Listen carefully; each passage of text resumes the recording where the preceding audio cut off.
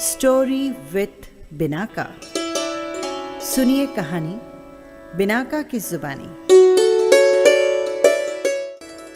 आज मैं आपको सुना रही हूँ पौराणिक कथा नाग पंचमी। पूर्ण पृथ्वी का भार संभालने वाले शेषनाग और भगवान शिव के गले में शोभायमान नाग देवता को हमारे पूर्वज देव, दानव, किन्नर सभी पूजते हैं। नाग पंचमी के दिन नाग देवता का पूजन करने से नाना प्रकार के कष्ट खत्म हो जाते हैं। इस दिन जिस भी किसी व्यक्ति को राहु की दशा या महादशा चल रही हो, काल्प सर्प दोष हो, उस जातक को प्रसिद्ध शिवलिंग पर नाग नागिनी का चांदी अथवा पंच धातु का जोड़ा चढ़ाना चाहिए। इससे समस्त दोषों की मुक्ति हो जाती है। नाग पंचमी की कथा कुछ इस प्रकार है। प्राचीन काल की बात है। एक सेठ जी के 7 पुत्र थे।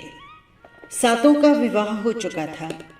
सबसे छोटे पुत्र की पत्नी श्रेष्ठ चरित्र, विदुषी और सुशील थी, लेकिन उसके कोई भाई नहीं था।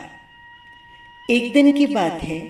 बड़ी बहू ने घर लीपने को पीली मिट्टी लाने के लिए सभी बहुओं को साथ चलने को कहा, तो सभी थलिया और खुरपी लेकर उसके साथ मिट्टी खोदने चल पड़ी। वहां पर एक सर्प निकला, जिसे बड़ी बहू खुरपी से मारने लगी। ये देखकर छोटी बहू ने उसे रोकते हुए कहा, इसे मत मारिए, ये तो बेचारा निरपराध है। ये बात सुनकर बड़ी बहू ने उसे नहीं मारा और सर्प एक तरफ जाकर बैठ गया। तब छोटी बहू ने उससे कहा, हम अभी लौट कर आते हैं, तुम यहाँ से जाना मत। ये कहकर वो वहां से मिट्टी लेकर सबके साथ घर चली गई और वहां पर कामकाज में फंस गई और सर्प से किया हुआ वादा भूल गई।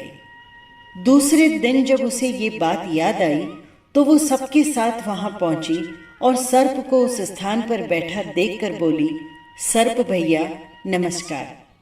सर्प ने कहा, तू मुझे भैया कह रही है, इसीलिए मैं तुझे छोड़ देता हूँ, नहीं तो झूठा वादा करने के कारण मैं तुझे अभी डस लेता।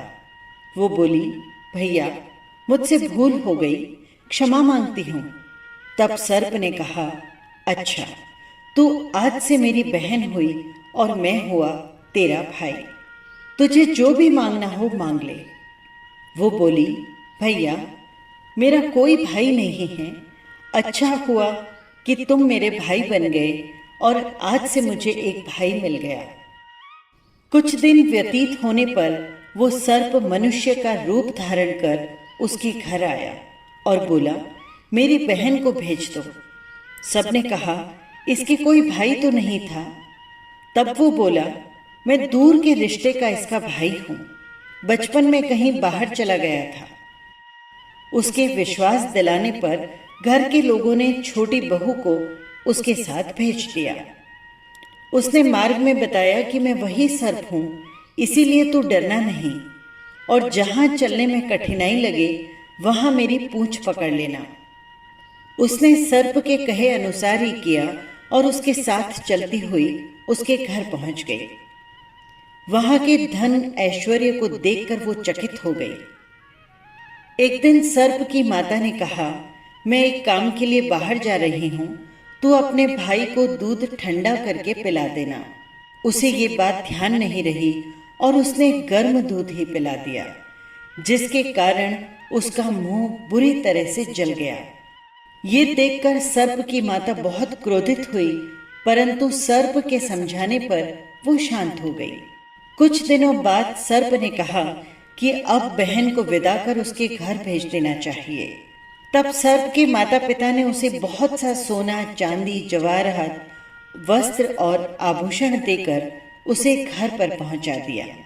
इतना सारा धन देखकर बड़ी बहू को ईर्ष्या होने लगी। उसने कहा, भाई तो बड़ा धनवान है, तुझे तो उससे और भी धन लाना चाहिए। सर्प ने ये बातें सुन ली तो बहुत सारी सोने की वस्तुएं और लाकर दे दी।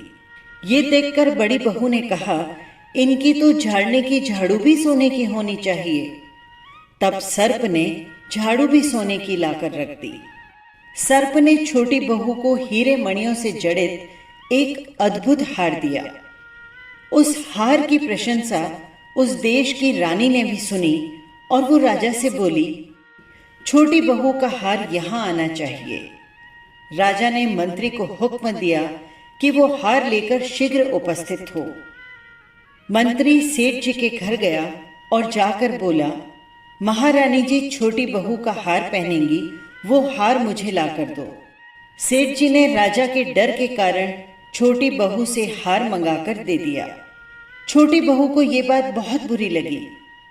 उसने अपने भाई सर्प को याद किया और उससे प्रार्थना की, भैया, रानी ने मेरा हार छीन लिया है।